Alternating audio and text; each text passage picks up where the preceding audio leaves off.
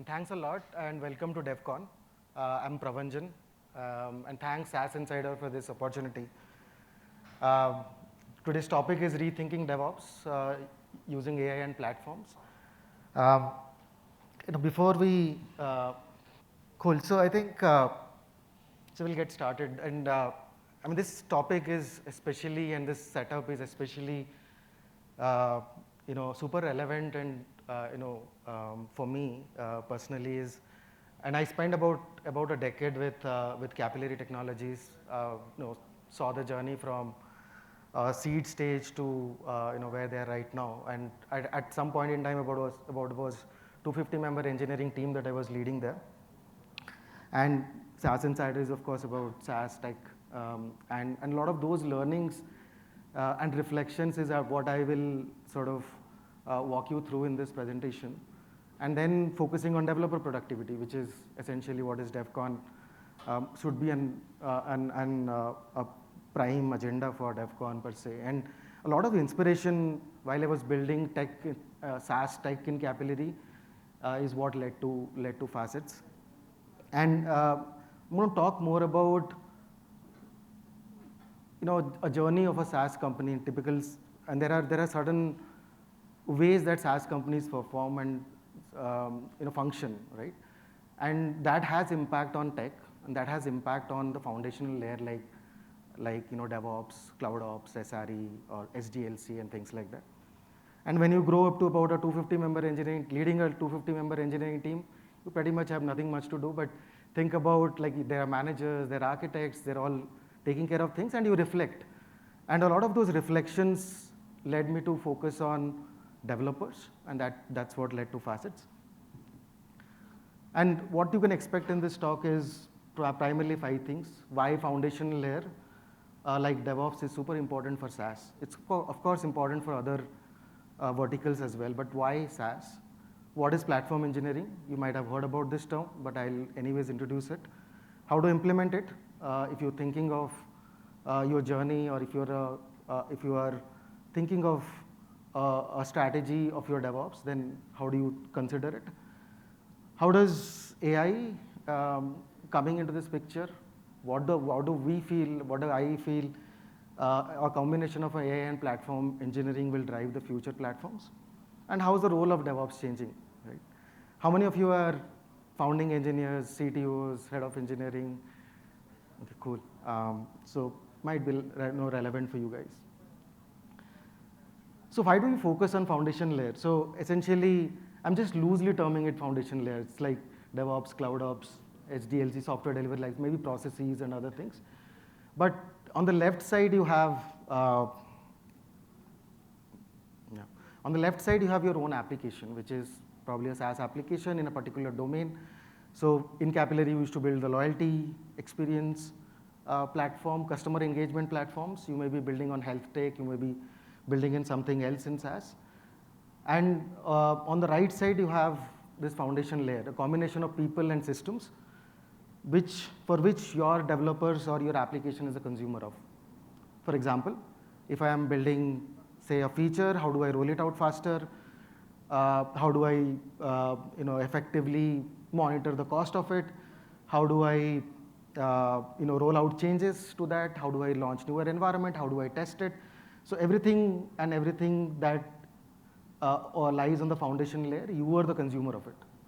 Now, what happens when you have bugs and tech debts in your application? You get customer grievances, of course, poor revenue growth, right?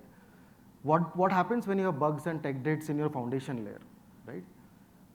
And that's what I think I've been reflecting on a lot during my duration in Capillary, is that developer productivity suffers because you have your application engineer, even if he has built or revamped a completely new feature and he's waiting on an environment to get launched, it's basically a waste of his productivity, right? Similarly, if you have bugs and tech debts, you might leak cloud cost, you might expose security and compliance risk, and many of these things happen because less than 5% team generally gets dedicated for building such platforms or creating those automations and things like that. So if you have a 100-member engineering team, they're all building features, there are probably 5 people who are focused on launching infrastructure, getting adequate environments to your developers, setting up observability, setting up security, setting up, being answerable for cloud costs. So a lot of these things, about 30 different categories of tool chains that fall into this foundation layer. And any lapses on that essentially leads to, first, kills developer productivity, and second, exposes the company into different problems in terms of cloud costs and security and compliance risks. Now and this could be relevant for any industry, right? Any tech platform, but more for SaaS, I would say. Any typical SaaS companies would spend about 20 to 40% of total spend on devs itself, right? And that's nearly not enough for you to cater to the customer demands, for your product wish list, for your features developments. That's nearly not enough. And hence, developers are the biggest assets in SaaS companies.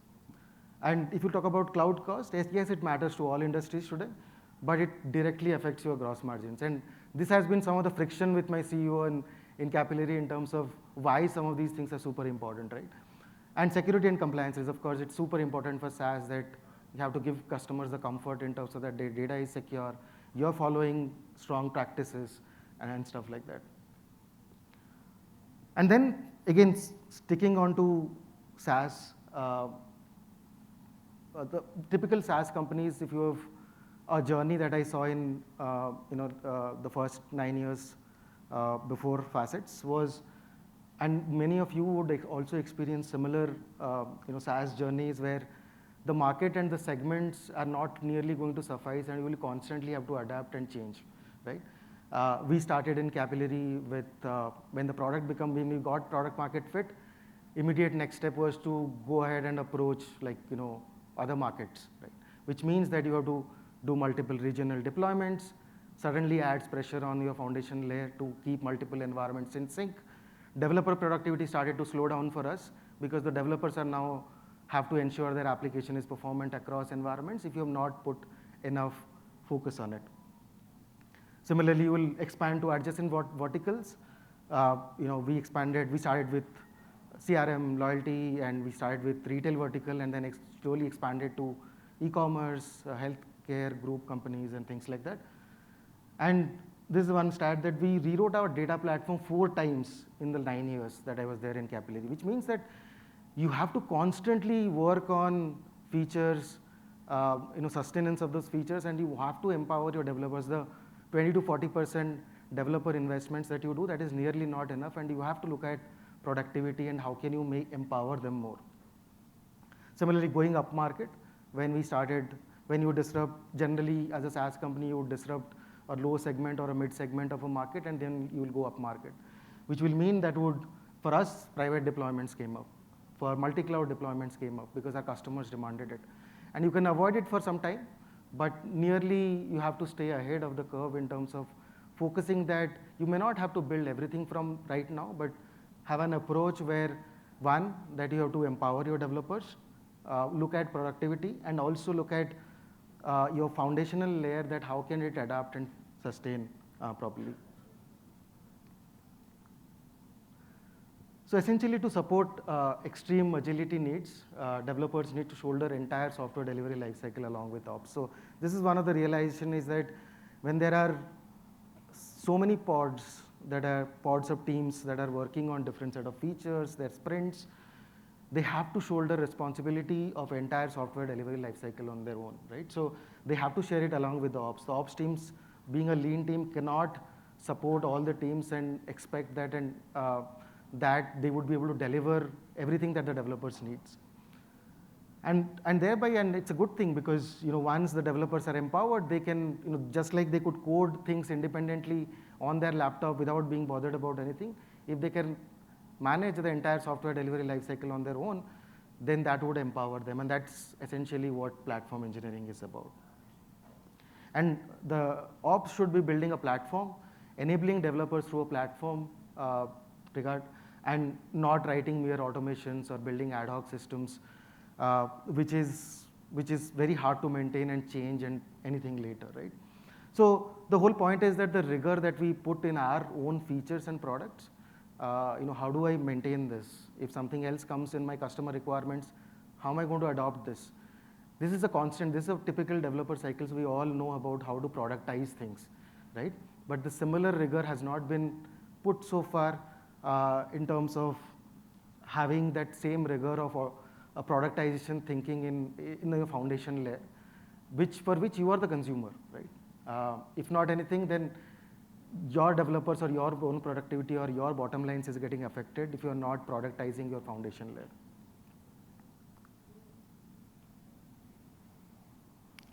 So we have come a full circle in terms of, back in when I started my career, I used to build software, procure machines, deploy it there, own almost entirety of the software delivery lifecycle. And then slowly things started to become complex. Cloud got introduced, the agility needs of products introduced that some engineers wrote software and others ran software, right? So that's how the DevOps concept got started. Software, because there are so much of complexities that we can't expect the developers to undertake in terms of the cloud management and things like that. But at some point in time, now it started, at least in SaaS tech and a lot of other technology teams as well, started becoming a bottleneck. As a crown jewel, you will always focus on your core features, productizing your core features. You will never be able to spend or give it a time unless you consciously think about it, to think of your foundation layer as a product, right? So now we have come full circle in terms of all engineers now needs to write software and run software, and that's the trend that most agile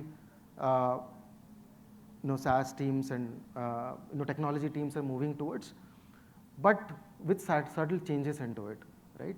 We cannot expect a great front-end developer to understand everything about a very complex deployment on the cloud. So the new world of extreme agility needs the developers to own the entire software delivery lifecycle, but we can't.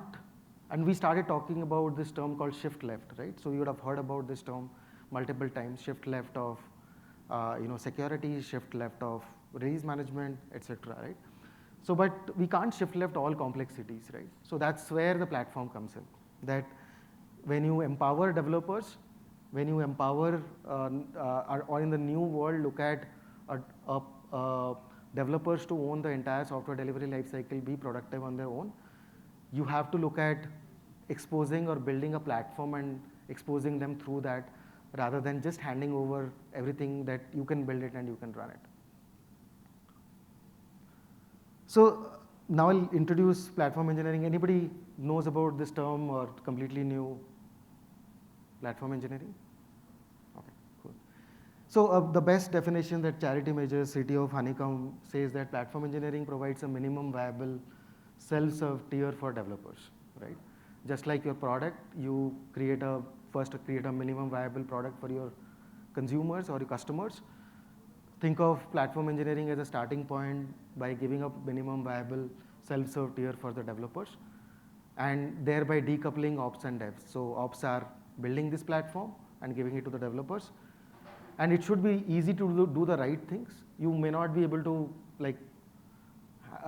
think of all cases and build a platform, but it should be easy to do the right things and should be hard to do the wrong things, right? So if there are any complex things, feel free to come out and we'll discuss and we'll see how to accommodate such difficult scenarios. But if you are following standard practices, you are not breaking organizational guardrails, you should be able to completely be on your own in terms of delivering the software on your own, and that's essentially a key to any platform, right? It should have some constraints, right? Every platform has some constraints, and it should be easy to do the right things and hard to do any wrong things, like exposing vulnerable ports, requesting for unreasonable CPU requests. It could be many of those things. So it should prevent you also from doing the wrong things. So essentially, the journey that some of you might be undertaking already, or is that how can we enable the developers with a minimum viable self-serve tier. And this is nothing new per se, right? So you look at any workflow, it goes into 3 steps. First is that you configure that workflow manually, then you write some automations for it, and eventually it gets productized, right? That's typical cycle of any industry that you see. If you look at a HR tech solution, initially people would like process payrolls manually. Then came the banking APIs through which you can process from one system to the other. Now there are systems, right? I use a Razor Pay payroll, which is like, anybody can run it. So there are people required to audit it, to ensure that what the system is doing correctly, curate it. But eventually systems gets productized. So that's the era that DevOps is entering. Initially it started with purely manual configurations. We all were learning how to deploy on the cloud. We started building automations. And now these automations are getting productized, right? When I say productized, it means that the consumer of that product is essentially the developers who can use it.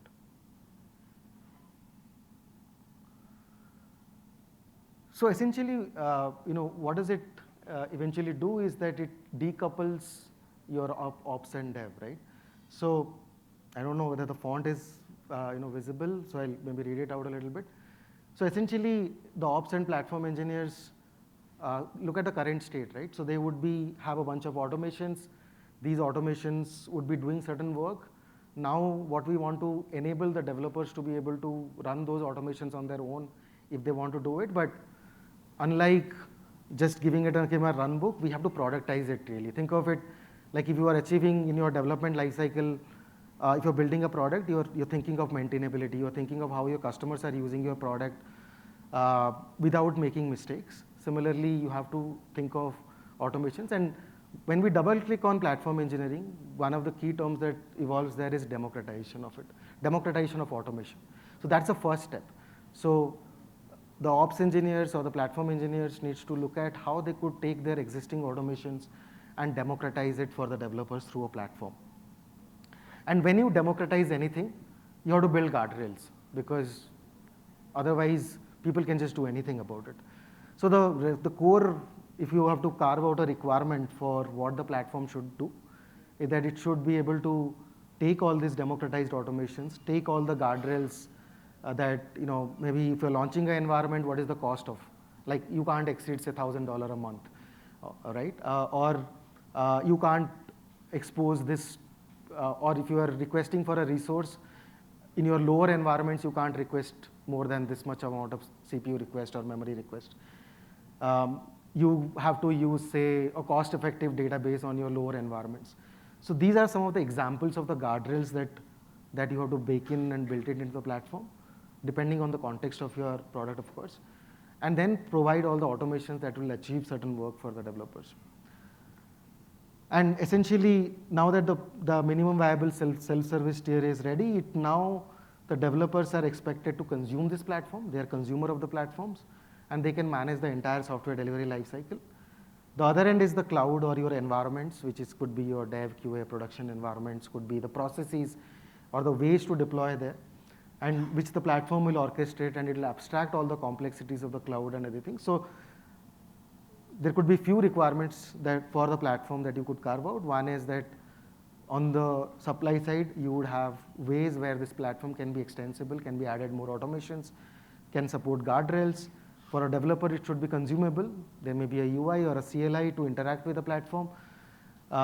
It needs to hide complexities, and it needs to have certain restrictions through which the developers is abstracted to an extent that he doesn't need to, he can view and understand what is going on, but he need not really understand all complexities of the cloud and other things.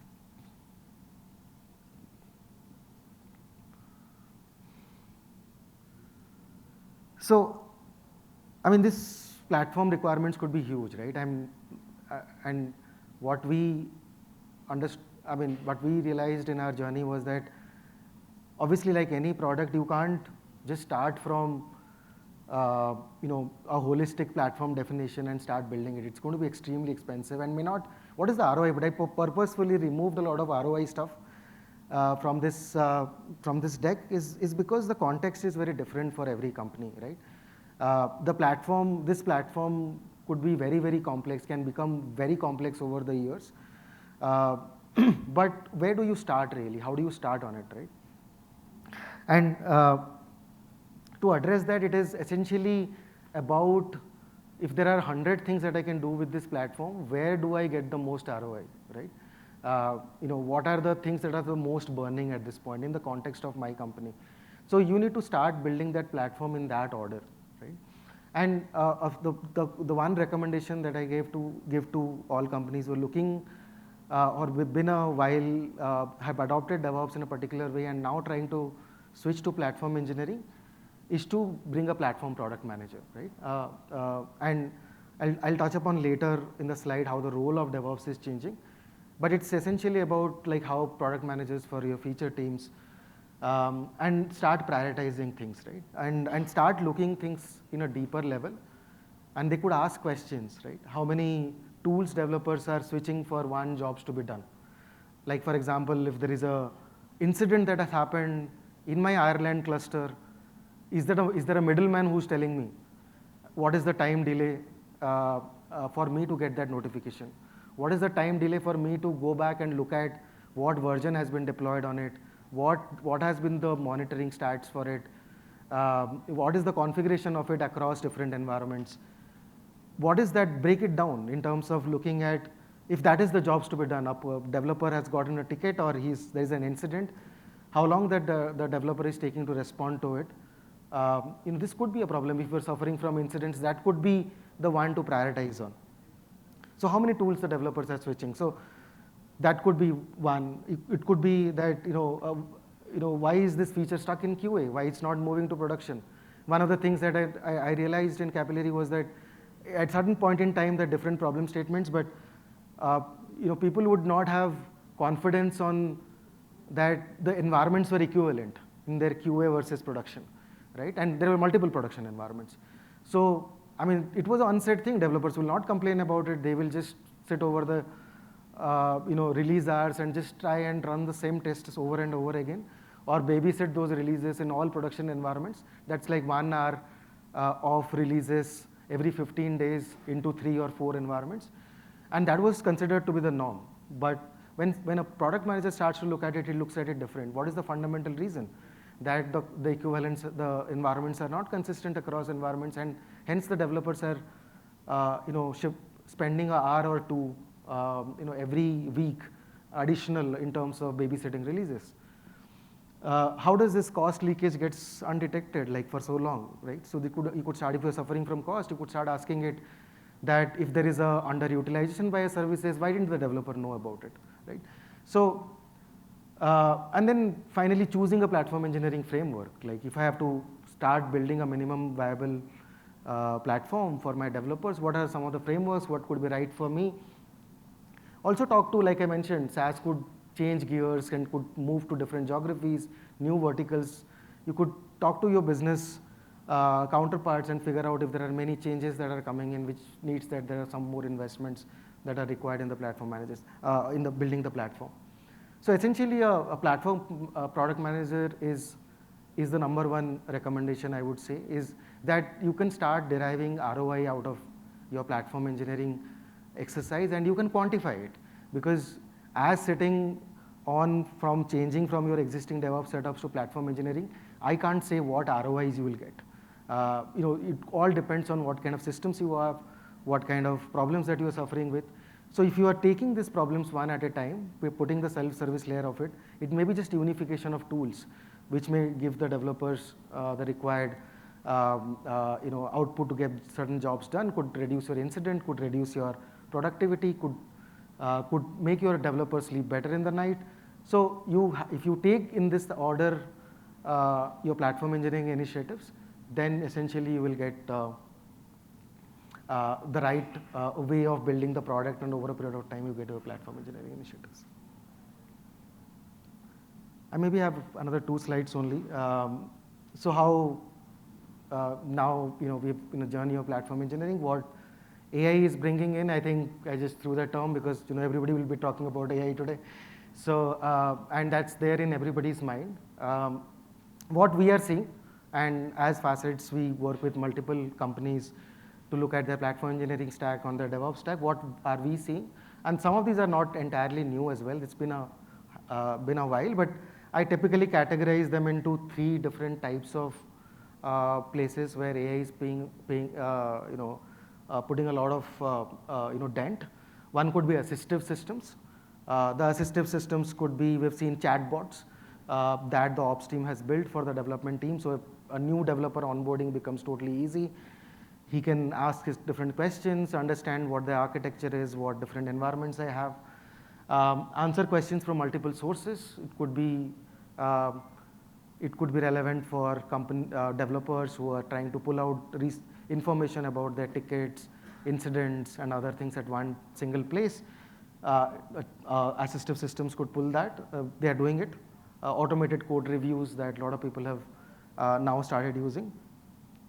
Correlating and predictive systems, root cause analysis of if a release has caused a particular outage, where would my system try to degrade. Security threat analysis, automated security threat analysis, static analysis automatically. Those are some of the correlating and predictive systems that are correlating across different systems to give the developer certain output, and that one that could prevent from bad things to happen, the other it could provide the developers a lot more productivity gain in terms of being able to interact with the system. And then final is autonomous systems. So we're seeing auto remediation. What happens if a disk gets full? Can you expand it automatically?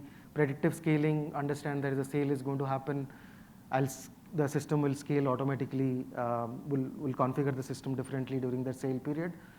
Automated testing, what happens if there is a database upgrade that has happened from the cloud side, then what systems I need to run or what regression suites I need to run.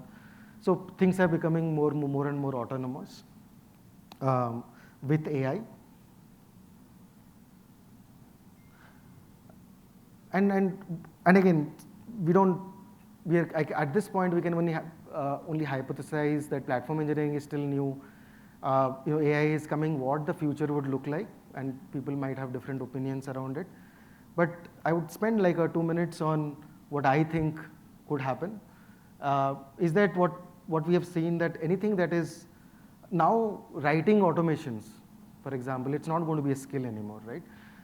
When people are talking about like generating backend code and front-end UIs out of mocks, it's unlikely that DevOps teams and teams would constantly keep writing automations anymore, right? That's not going to be a skill anymore.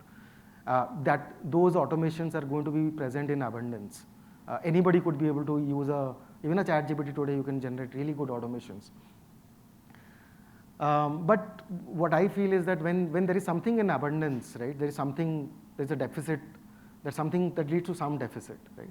When everybody can write code in an organization of, let's say, 200-member engineering teams, I would be very worried about what is really going in, right? And people are not like taking shortcuts in terms of while they're generating code and automations.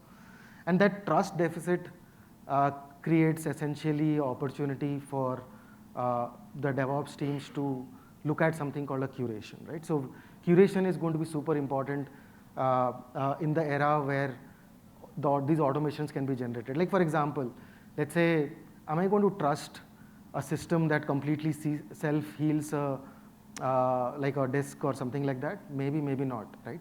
So I would rather focus on writing a idempotent, safe, trusted routine and have an agent run it. So I would essentially look at building more trust to the platform and thereby driving more curation. And we have seen this in the past when the web development became really easier. There were so many things, everybody used to launch a web app or a website or provide certain information. There was this attention deficit, the trust deficit, and then came the page rank, that how do we qualify which are the right ones to look for. The similar things is going to probably happen, and the platform is going to be more important in terms of curating what people are, whether people are writing the code or agents are writing the code, but have a system that can do more curation, right? And the earlier diagram which I showed, is probably going to change something like this. Now, I'm not sure, but maybe something like this, which is the platform engineer essentially curates a lot of automations and agents. We have seen a lot of inner sourcing happening with developers, contributing to the platform with Gen AI. You are using a lot of that to generate automations, third parties. So really writing automations is not going to be a skill anymore, but curating it and bringing it to the platform will be something that would essentially be the core job of a platform engineer. And that's I think totally fine. I mean, this also applies to software development as well. Writing code has becoming simpler and simpler over the years. As SaaS companies that we are building products for the future, a core skill of a software engineer is not writing code anymore. It's about thinking 10 steps ahead. Is my system maintainable? What happens if something else changes in the future? What if my customer asks for these features? How does the user experience really ties up to? How do multiple systems interact with each other? So in terms of a Gen AI context, the context of a software development engineer is much higher. And writing code is probably not going to be the going to the core differentiator per se. But the same thing applies to DevOps as well. Writing automations is probably not going to be anymore. But how do we put these automations together in a safe, consumable, democratized way? And people will spend more time, will get more time to build the platform and serve the developers. So the final slide, where how the role of DevOps is changing from writing a repo of isolated scripts, configurations, automations. The role would demand the DevOps teams to focus on productization of that. Serious productization, just like we productize our own features. Instead of controlling automations, that I'm going to run these automations, if somebody asks for it, I have written it, I know I have the confidence, I have the access to it. You will be democratizing the automations with guardrails, and that would be the role that the DevOps team would be playing. From curating to creating to, it will move to more for curating automations and thereby advancing the platform further. And from DevOps to platform product managers, evangelists of developer productivity to a curator role is what the role would eventually demand for you to change. That's it. Thank you.